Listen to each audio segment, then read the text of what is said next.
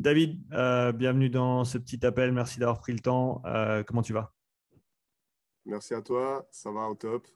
Et toi? Super, super, super. Ça va bien. Donc, T'as fini ton Rubik's Cube? ouais, Ouais, t'as réussi? et- Ouais? ouais, ouais, j'ai battu mon record perso, donc je suis content. Euh, Magnifique. bah écoute, merci d'avoir pris l'appel. Donc, pour donner un peu de contexte, bah, je vais te laisser te présenter rapidement après. Pour ceux qui ne te connaissent pas, je doute que les gens ne te connaissent pas après les nombreuses interactions qu'on a pu avoir sur le podcast et autres. Mais en gros, on avait fait un premier test avec toi, un premier bilan avec toi en avril-mai cette année. Sur le Air Runner et bah voilà, tu t'étais vraiment filé aux entraînements et tu avais fait le taf. Et puis là, on s'est dit qu'on refaisait un petit bilan en octobre, chose qu'on a faite avec le VO2 Master, avec les nouveaux outils également, en plus de ce qu'on avait l'autre fois. Et donc, l'idée d'aujourd'hui, ça va être de regarder un petit peu, de parler un petit peu et de regarder un petit peu les progrès que tu as pu faire par rapport à tous ces entraînements que tu as effectués, comment tu as intégré ces différentes choses dans ton planning, en sachant que tu fais beaucoup d'activités différentes. Donc, je pense que c'est intéressant pour les gens d'entendre et de comprendre comment ça peut être intégré, même pour quelqu'un qui s'entraîne dans plusieurs disciplines différentes. Et puis ensuite, regarder un petit peu les résultats et les recommandations de ce nouveau bilan. Donc, pour commencer, je te laisse dire voilà, deux mots sur toi, te présenter un petit peu pour ceux qui ne te connaissent pas encore. Bah, pour ceux qui ne me connaissent pas, effectivement, Sean et moi, on collabore pas mal parce que je suis honneur de la salle où il fait certains de ses tests profilage physiologique ainsi que ses coachings perso. Je suis aussi coach dans cette salle. Et je suis passionné de sport, pratiquant voilà, de diverses compétitions. Jiu-jitsu brésilien, un peu de crossfit, et puis j'aime bien m'essayer à plein de nouvelles choses. Voilà, Ouais, expérimenter, tester ce que je propose, et puis évoluer physiquement dans pas mal de domaines. ouais. Je pense que ça te décrit bien. Tu es définitivement extrêmement polyvalent. Donc, pour regarder déjà le premier test qu'on avait effectué, donc depuis ce moment-là, j'ai changé un petit peu mon format de test. Mais l'idée, c'est qu'on t'avait donné pas mal de travail dans les zones intermédiaires, zone 3, zone 4, pour essayer voilà, simplement d'avoir un petit peu de travail focalisé par rapport à ta course à pied, chose que tu voulais travailler à ce moment-là. Donc, peut-être en deux mots, si tu peux nous dire comment tu as intégré ces différents entraînements sur ta semaine, comment tu les as planifiés dans le temps, et puis après, ce que toi, tu as ressenti aussi par rapport à ces entraînements-là. Yes. Alors, pour donner un petit peu de contexte, j'aime bien participer à pas mal de compétitions amateurs en CrossFit, surtout en équipe. J'aime bien aussi tout ce qui est, on va dire, challenge, d'efforts d'endurance extérieur, type trail, type triathlon. Bon, plein de types de compétitions ou challenge qui incluent de la course à pied. Mhm. Sauf que je me suis jamais réellement programmé de la course à pied. Je me suis déjà entraîné plein de fois en course à pied. Je l'ai déjà fait sur des blocs d'entraînement, mais je ne l'ai jamais vraiment programmé de manière minutieuse. Mhm. Donc là, pour moi, c'était l'occasion avec toi de déjà voir un peu où j'en étais. Et puis surtout, voir s'il y avait des éléments qui ressortaient avec ces tests et que je pouvais peaufiner parce que forcément, en faisant plein de choses différentes, le temps et l'énergie sont limités. Donc moi, d'accord avec toi aussi, on en avait discuté, je m'étais dit qu'on allait partir sur à peu près 2 entraînements par semaine. Quand je dis 2 entraînements par semaine, c'est des petits entraînements. Pour un coureur chevronné ou pour un triathlète, c'est même pas ce qu'il fait en une journée, ce Mhm. qu'on a intégré dans ma prog. Juste voilà, qu'on place l'église au milieu du village par rapport à ça. Au niveau de l'intégration, donc Sean, toi tu m'avais donné 2 protocoles différents. Mhm. Un protocole qui allait proche de mon intensité maximale et un protocole qui était en zone 3, donc sous-maximale. on va dire. Je Mhm. ne sais pas quel terme toi t'emploierais, Ouais, mais tu en peux. gros, ouais, Les gens utilisent le terme tempo assez souvent, en gros en dessus du premier seuil, mais pas exactement. encore, Voilà. pas tout à fait au deuxième seuil. Donc toi, tu dis tempo. Ouais, ouais, tu peux appeler ça tempo, ouais. Ok. Donc, et une deuxième session tempo. La session tempo un poil plus volumineuse. Normalement, je me calais sur un temps. Donc, c'était comme ça que je mesurais mon volume. Puis après, bah, les kilomètres que je mangeais, bah, ça, c'était dépendant de ma forme et de mon évolution. Mais Mhm. en gros, c'était un protocole qui incluait 2, 3 à 4 phases de 10 minutes avec des temps de récupération de 2 à 3 minutes en fonction de ma capacité à récupérer au niveau cardiovasculaire. Mhm. Donc, en gros, avec la fréquence cardiaque, simplement. La mesure de la fréquence cardiaque. Ça, c'était une séance que je faisais plutôt de type trail, donc volontairement, hein, parce que justement, j'avais envie aussi de m'entraîner un peu sur un terrain irrégulier. Et la deuxième séance, qui était proche du maximal, donc où là, j'étais dans des pulses très très hauts, avec des intervalles beaucoup plus courts. Celle-là, normalement, je la faisais sur piste. Voilà. Donc ça, j'ai fait ça pendant à peu près 2 mois. Voilà, pendant à peu près 2 mois, j'ai été vraiment régulier. Et ensuite, ça a été un petit peu moins régulier, mais j'ai toujours réussi à maintenir quand même 2 sessions. Mais en fonction du terrain, de où j'étais, il y a eu aussi les vacances, il y a eu plusieurs choses. J'ai continué à courir, mais des fois, voilà, c'était plus, je faisais plus ce qui était le tempo. Voilà, Ouais. plus au niveau du tempo. Et j'ai peut-être mangé un petit peu moins d'intervalles si on fait la corrélation des deux. Après, comment ça s'incluait dans mon programme? Bah, à côté de ça, j'ai maintenu une programmation dans un premier temps axée développement force et puissance sur les mouvements de type CrossFit, avec beaucoup de squats. Donc voilà, à savoir que les squats et justement les intervalles à haute intensité, faut quand même les programmer de manière assez intelligente parce que il y a quand même des interférences qui sont notables hein, dès la première semaine si on le fait. Ensuite, c'était une programmation avec quelques mouvements d'haltérophilie parce que bon, c'est là où je pêche. Malheureusement, j'ai eu dans le même intervalle, juste avant qu'on fasse le test, une hernie discale qui a été détectée, mais qui me pourrissait un peu la vie depuis un moment et Mhm. qui était en phase aiguë, on va dire, au niveau symptomatique. Et bah, donc avec ça, je faisais aussi bah, tout ce qui est propre au CrossFit, pas mal de volumes de gymnastique, quelques ergos, très peu parce que bah, justement le fait d'être assis sur un rameur, ça me flinguait quand même le dos. Et j'ai remarqué que la course à pied, donc contrairement à ce qu'on pourrait penser, c'était vraiment quelque chose qui me faisait aller mieux. Donc voilà, je privilégiais en gros mon effort monostructurel sur ces séances de course à pied parce que ça me faisait aussi du bien. Et après discussion avec plusieurs médecins, bah, il s'avère que ça a du sens parce que c'est en gros la répétition des impacts non seulement vascularise les tissus, mais crée toute forme de restructuration à certains niveaux qui font que bah, après, au niveau de la douleur aussi, ça peut créer un message plutôt positif. Mhm. Voilà. Ok, super. Et si je me trompe pas, tu sortais d'un cycle avant qu'on fasse Ouais. ce premier test où tu n'avais pas beaucoup de travail cardio, c'est ça? Exactement. Ouais. Ouais, le premier test, il a pas été sympa au niveau du confort. Donc, effectivement, j'étais pas déconditionné parce que je m'entraînais quand même de manière régulière. Ouais. De temps en temps, je courais. Bon, la première fois qu'on a fait du air runner, j'en avais fait une fois en compétition. Mhm. Donc, il y avait aussi cet aspect-là où je connaissais pas non plus l'appareil. Et effectivement, c'était pas une période où j'avais fait beaucoup. Bah, on sortait de l'hiver en gros, et ce qui pêche le plus chez moi, bah, c'est ma force maximale, c'est les grosses barres.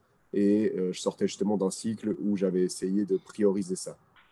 En parlant de compétition, tu as eu des compétitions à la fin de l'été. Tu en as fait une notamment qui avait pas mal de travail dehors. Est-ce que tu peux parler un peu de ton ressenti par rapport à la course à pied, peut-être les autres modalités un petit peu monostructurelles aussi que tu as auxquelles tu as été confronté pendant ces événements et par rapport au travail que tu as fait en course à pied? Ouais, bah en fait, ce qui a été hyper intéressant, c'est de voir que avec, comme je l'ai dit, très très peu de volume, parce qu'au final, c'est même pas une journée d'un athlète qui s'entraîne spécifiquement dans cette modalité. Donc vraiment très très peu de volume. Peut-être même moins de volume qu'un crossfitter qui ferait beaucoup de watts dans sa box et qui ferait des intervalles parsemés ci et là au milieu d'exercices. J'ai vraiment fait peu de volume. Je pense que j'étais à peu près à 10 kilomètres par semaine. Donc, Ok. c'est absolument rien. Hmm. Et en fait, j'ai énormément progressé. Vraiment, c'était beau, c'était agréable de voir à quel point chaque semaine, bah, je me sentais un petit peu plus confortable. Mes intervalles pouvaient durer un petit peu plus.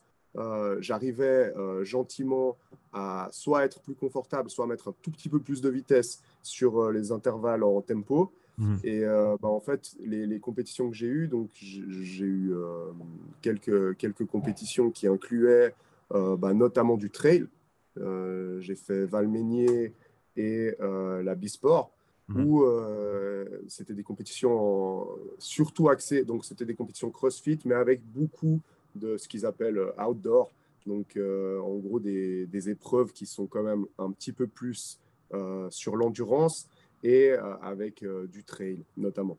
Hmm. Et là, bah, je me suis aperçu que en fait, je passais d'un athlète amateur CrossFit qui subissait un petit peu les épreuves de course à pied à quelqu'un qui se retrouvait bah, tout en haut du tableau sur les épreuves de course à pied.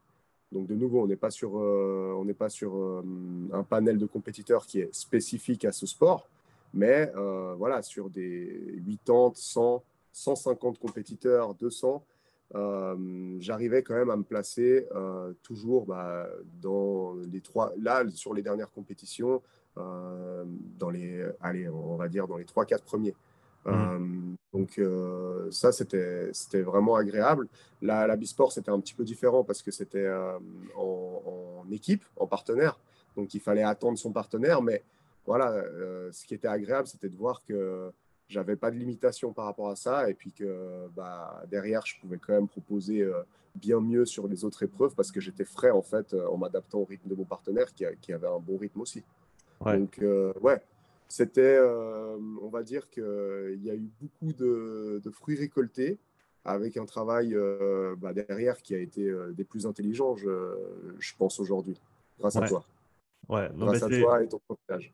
en tout cas, c'est vraiment cool d'entendre que ça a payé. Je pense que de manière générale, d'avoir une approche un petit peu structurée au niveau monostructurel pour un athlète voilà, de compétition multisport, ça a un intérêt dans le sens où, comme tu l'as dit, tu l'as bien illustré et mentionné, que tu te focalises dessus, tu progresses de semaine en semaine et tu as vraiment une trame qui est intéressante sur la durée. Alors encore une fois, en prenant en compte le fait que tu sortais d'un cycle avec peu de travail de cardio, on va dire dédié ou spécifique, le fait que les paliers n'étaient pas tout à fait les mêmes, on voit en haut ici. Donc là, sur ce nouveau bilan, on avait commencé à 6 km/h, monté d'1 km/h à chaque fois. Sur l'ancien test, on avait commencé à 5 et on avait fait des sauts un peu plus conséquents tous les deux intervalles. C'est pour ça que le graphique ne ressemble pas à grand-chose. Mais quoi qu'il arrive, en tout cas, une très, très bonne efficience à très basse intensité où tu marchais à 5 km/h et tu étais à 110 BPM au début, fin avril. Et là, tu marchais à 7 km/h à 100 BPM, donc une différence qui est très conséquente à basse intensité. En milieu de tableau ici, pour moi, ce qui illustre bien tout le travail que tu as fait, à 10 km/h sur le premier test, tu étais à 160 BPM en moyenne sur la dernière minute.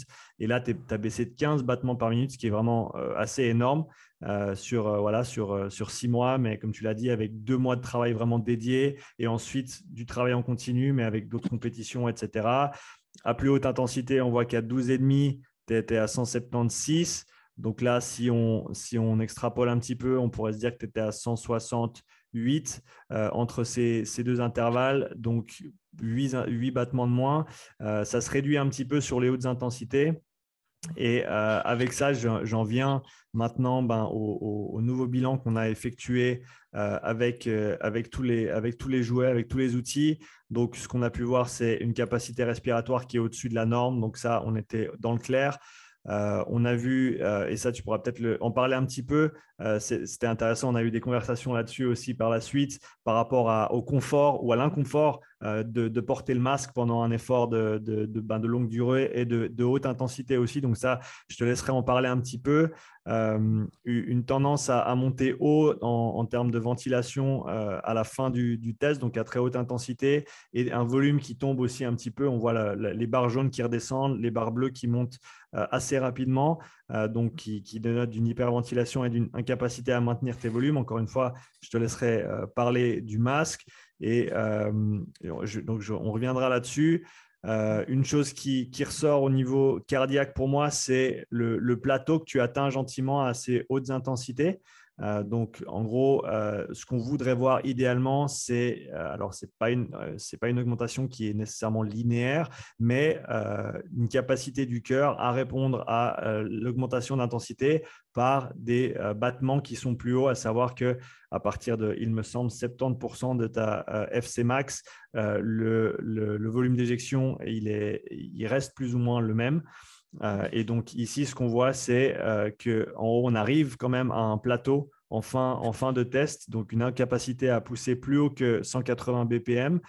Et donc ça, j'y reviendrai sur les recommandations, mais peut-être je te laisse 2 minutes pour parler un petit peu de ton expérience avec le masque, justement, et la contrainte que ça peut quand même représenter au niveau respiratoire quand on est, je pense, pas habitué à l'utiliser souvent. Ouais, alors, bah, j'ai pas, moi, je peux parler de mon expérience et puis dire un peu mon ressenti. Par contre, j'ai pas de réponse à ce qui se passe, à ce qui se produit exactement. J'ai des pistes que je peux énoncer. Donc, en gros, effectivement, quand je suis à basse intensité, sur les premiers paliers, bah, comme je disais à Sean, même de manière assez prétentieuse, je disais, ouais, non, mais le masque, de toute façon, il va pas me gêner. Moi, j'ai l'habitude avec le jiu-jitsu brésilien et le protège-dents. Mhm. Donc, effectivement, en fait, en jiu-jitsu brésilien, plus on évolue, plus on arrive à maintenir en fait une basse intensité, même, on va dire, pendant tout un combat. Parce que, en gros, on met l'intensité dans des intervalles super courts à des moments vraiment clés. Et bah, en fait, avec l'expérience, si on prend un petit peu de recul, et ça serait intéressant une fois de tester, c'est difficile de tester parce que c'est des éléments qui peuvent blesser et soi et l'adversaire. Mais en gros, avec un petit peu de recul, attends, j'ai mon Siri là qui s'active, je sais pas ce qu'il me veut, il m'écrit tout ce que je dis. Alors, avec un peu de recul, bah, je me dis en vrai, l'intensité que je produis pendant les entraînements et les combats de jiu-jitsu brésilien avec lesquels je participe avec un protège-dents, donc je ne le mets pas tout le temps, hein, mais voilà, les fois où je le mets sont souvent plutôt dans des intensités moins élevées. Et en tout cas, si elles sont élevées, elles sont courtes et laissent place derrière à des périodes de récupération. En plus de ça, le protège-dents, il est à l'intérieur de la bouche. Il y a le nez qui est totalement dégagé. Mhm. Là, avec ton masque, il y a quand même un truc qui vient se greffer sur le visage. Euh, c'est un petit peu plus oppressant. Donc au début, je sentais pas vraiment cette oppression. Ouais. Et au fur et à mesure que l'intensité augmentait, je sentais un réel handicap et une gêne à ce niveau-là. De, au niveau de la gêne, c'est difficile à dire s'il y a quelque chose de purement fonctionnel ou si c'est aussi un état émotif dans lequel on se trouve, Mhm. comme de la claustrophobie. Parce que, Ouais. effectivement, j'ai expérimenté déjà ça. Bon, déjà, je suis clairement claustro. Et j'ai déjà expérimenté ça, par exemple, j'ai un casque de ski intégral. Ouais. Et suivant comment, quand je fais de la peau de phoque, ça, pareil, c'est oppressant et j'ai de la peine à dire si c'est purement lié à ma fonction respiratoire ou si c'est cette envie de se dégager en fait de toute barrière en fait Mhm. qui nous oppresse. Donc voilà, je pense qu'il y a un aspect psycho et un aspect fonctionnel au niveau de la respiration, mais c'est clairement ça qui m'a fait échouer sur le dernier palier. Échouer. Donc, tu disais Qui m'a fait m'arrêter. Qui m'a fait sans le m'arrêter. masque, tu aurais certainement pu finir le 16 Sans le km/h. masque, Ouais. j'aurais fini les 16 km/h, j'en suis persuadé. Ouais. Mais en fait, ça m'a fait monter un niveau de stress. Mhm. Parce que le problème, c'est quand on arrête ces paliers, il y a toujours cette phase où le cœur, tout l'organisme, tous les systèmes sont au maximum. Et il y a cette phase de récupération qui est souvent décalée plus on augmente l'intensité. Je veux dire, ça continue à monter en fait. Et je l'ai ressenti déjà sur le palier de 15, ce qui était assez désagréable. Et voilà, on va dire, ça me paniquait un petit peu. Puis après, en fait, ce qui m'a rassuré, c'est de voir qu'une autre de tes athlètes, je ne sais pas si tu veux en parler ou pas, mais voilà, on a vu avec Sean qu'une autre de ses athlètes avait eu le même ressenti avec une issue qui était un peu similaire. Ouais, je pense que c'est important de le mentionner. C'est une contrainte supplémentaire. Il y a des gens qui sont tout à fait à l'aise avec. Personnellement, ça ne me dérange absolument pas, même à très haute intensité.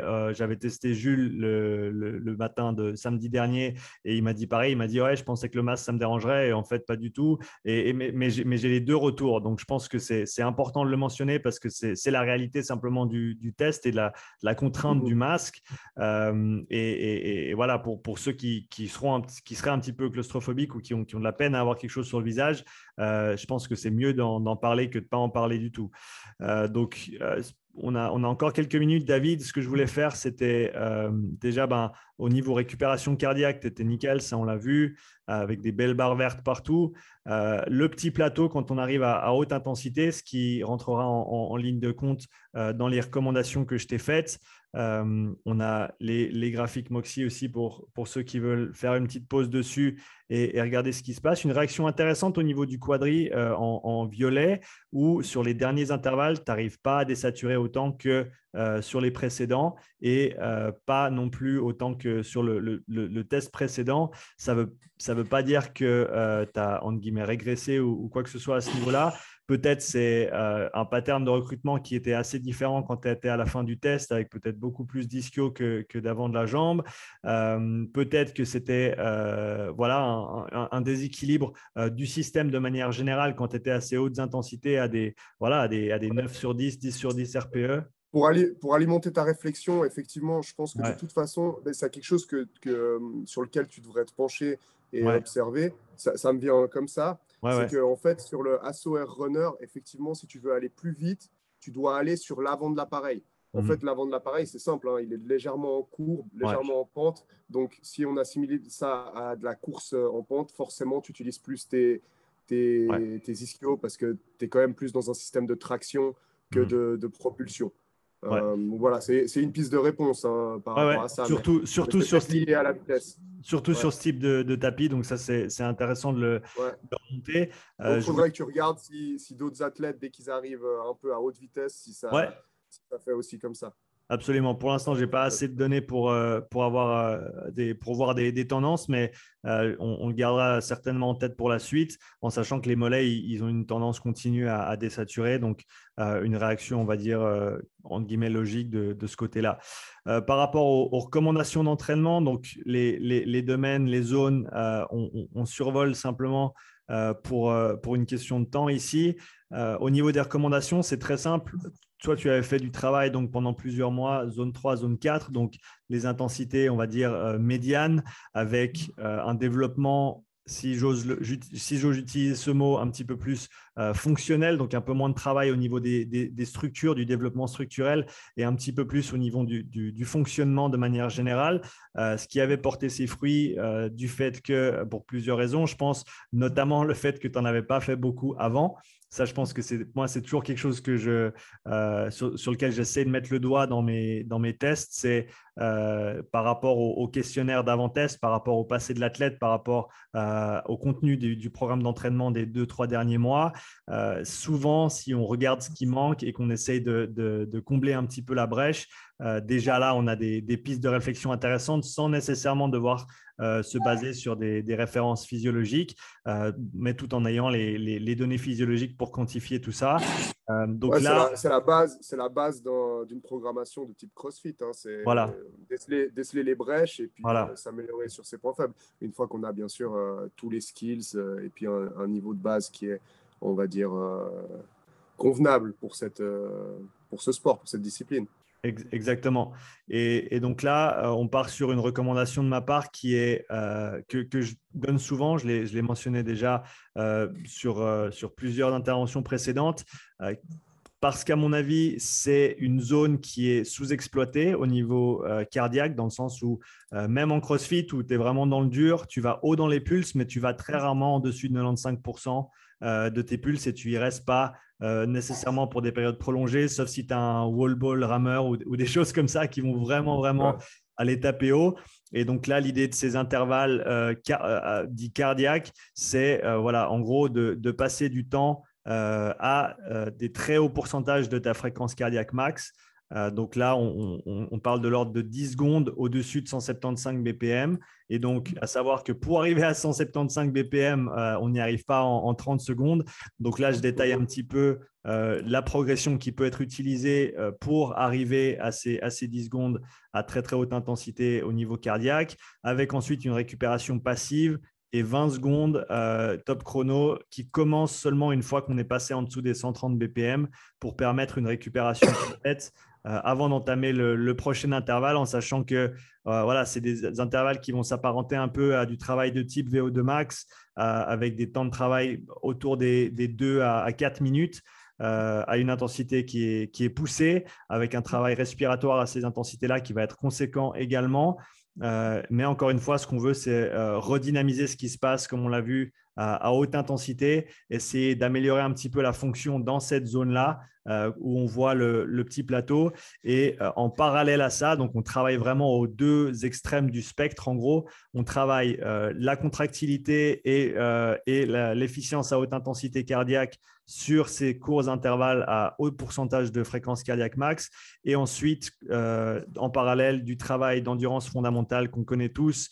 Et là, idéalement, pour toi, tu en fais beaucoup pendant l'hiver, donc c'est parfait. De la marche en montagne, des efforts qui sont longs, des efforts qui sont continus, avec une action des jambes qui est importante, mais pas nécessairement une grosse fréquence au niveau des jambes. Donc, si on parle de marcher en montagne ou faire de la peau de phoque, c'est exactement ce genre de travail qui va nous permettre d'avoir un retour au niveau veineux aussi, au niveau du sang, qui va pouvoir remplir le cœur, qui va pouvoir on va pouvoir voilà, améliorer la quantité de sang qu'on amène dans le cœur et la quantité de sang qui est éjectée à chaque fois, en sachant qu'il faut rester à des fréquences cardiaques qui sont assez basses pour avoir ce travail de remplissage et de pompe aussi qui est, on va dire, optimisé avec, comme je le dis toujours, un volume, autant de volume que tu puisses placer par rapport à ton activité de la semaine.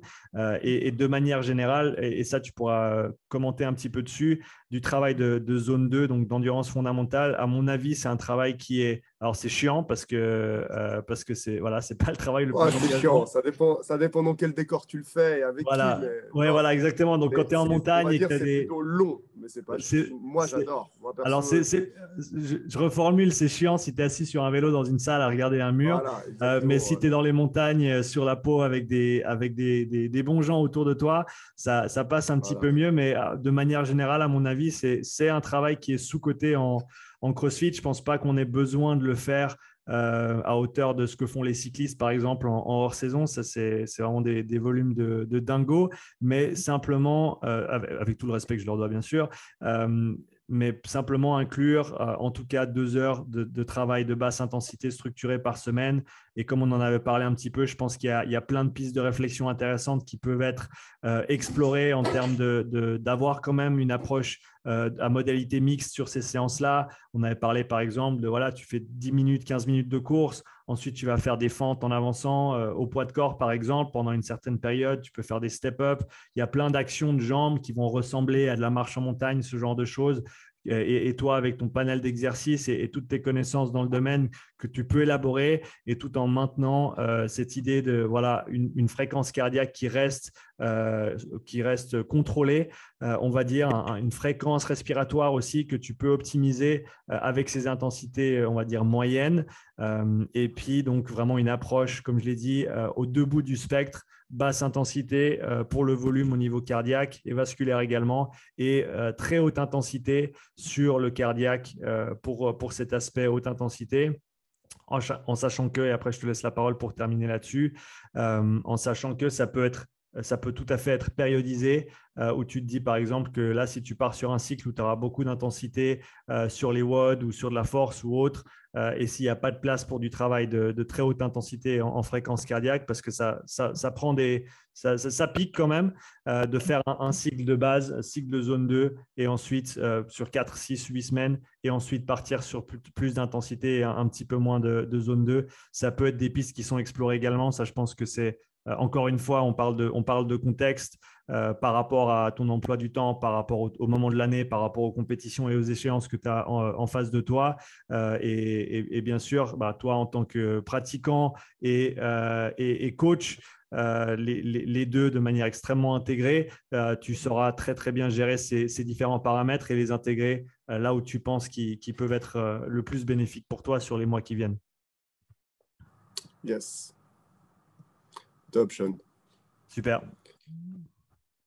Donc, si je dois rebondir sur comment je vais intégrer tout ça, donc effectivement, les pistes que tu m'as données et tout, c'est déjà pour que les gens comprennent les recommandations que Sean me fait, j'essaye vraiment j'essaye. Naturellement, je les prends à la lettre parce que ça a énormément de sens pour moi. Et c'est vrai que j'aurais pas. En fait, moi, j'aurais continué sur un travail un petit peu comme on avait fait au début, de manière intuitive, parce que effectivement, ça portait ses fruits. Mais j'en vois bien les limites. Et en fait, en écoutant le discours de Sean et les raisons du pourquoi cette nouvelle programmation, entre guillemets, si on peut dire ça comme ça, ou en tout cas ces nouvelles recommandations, ça fait vraiment sens. Donc, le fait que ça fasse vraiment sens, ce qui est intéressant, c'est que ça permet de l'inclure avec plus d'enthousiasme dans ma programmation. Et rapidement, pour dire moi comment je vais l'intégrer, parce qu'effectivement, j'ai réfléchi sur les recommandations à Sean pour que ça soit à la fois pas trop contraignant, à la fois respectueux du sens qu'il y a derrière.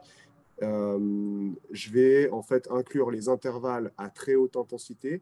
Ce que j'ai prévu de faire, moi, c'est que tous les vendredis, je dis le jour, mais c'est égal, hein, mais en gros, c'est tous les vendredis, je vais faire un workout assez long, d'une trentaine de minutes, entrecoupé d'intervalles à très haute intensité, où j'ai de la gymnastique suspendue essentiellement, avec un cycle en gros de gros volume juste avant de faire mes intervalles de course. Donc, pour que les gens contextualisent vraiment, c'est par exemple faire 15 chest to bar juste avant d'aller accélérer à fond sur le tapis. Ce qui me permet en gros d'économiser mon système musculaire lié à la course de manière très très globale pendant mon intervalle de gymnastique. Mais pour ceux qui ont déjà expérimenté les longues séries ça peut être de pull-up, de chest to bar, de toast to bar, un petit peu moins, ça fait un petit peu moins monter, mais muscle-up, voilà, ce genre de mouvement composé en suspension, suivant le poids que vous faites et le volume que vous ingérez, au niveau des pulses, ça monte très très vite. Donc, le but, c'est de déjà commencer à faire monter mes pulses sans fatiguer mon système lié à la course et directement derrière, enchaîner cette accélération qui va me permettre, je l'espère, parce que là, pour l'instant, j'ai fait 1 ou 2 semaines où je dois encore recalibrer parce que justement, je n'arrivais pas à monter encore assez haut. Mais là, par exemple, ce soir, j'ai ma session qui est planifiée.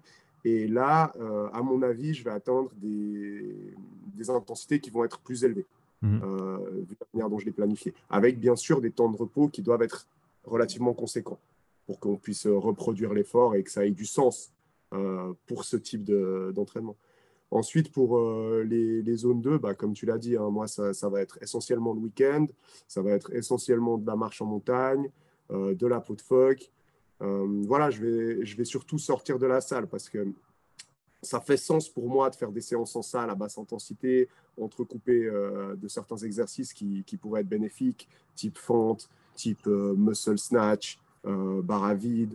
Voilà, ce genre de trucs qui sont une façon de bouger de type CrossFit, mais qui est extrapolable à plein de choses. Mhm. Mais par contre, ça m'enjaille moins. Donc voilà, je me dis, je reste sur quelque chose qui m'enjaille. Ouais. J'essaierai de choisir bien mes partenaires parce que suivant avec qui je vais, l'intensité, elle est dure à modérer.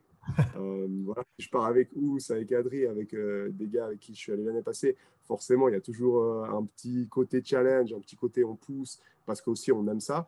Ouais. Mais voilà, je vais essayer de le faire de manière un petit peu plus intelligente parce que je peux tout à fait prendre mon plaisir en faisant quelque chose qui, je le sais, va être très bénéfique.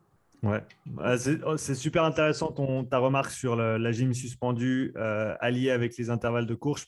C'est une superbe idée et je me réjouis d'entendre tes retours sur comment ça se passe et ton ressenti Avec plaisir. et ce que tu arrives à voir au niveau cardiaque parce que je pense que ça, pour tous ceux et celles qui vont être amenés à faire ce genre de travail et qui ont des compétences dans d'autres voilà, dans d'autres skills, dans d'autres types de mouvements, ça peut être extrêmement intéressant en plus du fait que simplement tu vas travailler ces deux mouvements en une séance plutôt que de seulement faire du monostructuré. Et ça, c'est une des raisons pour lesquelles j'adore entendre la façon dont tu penses et voir la façon dont tu travailles. C'est parce que tu as ces connaissances et ces compétences qui sont transversales.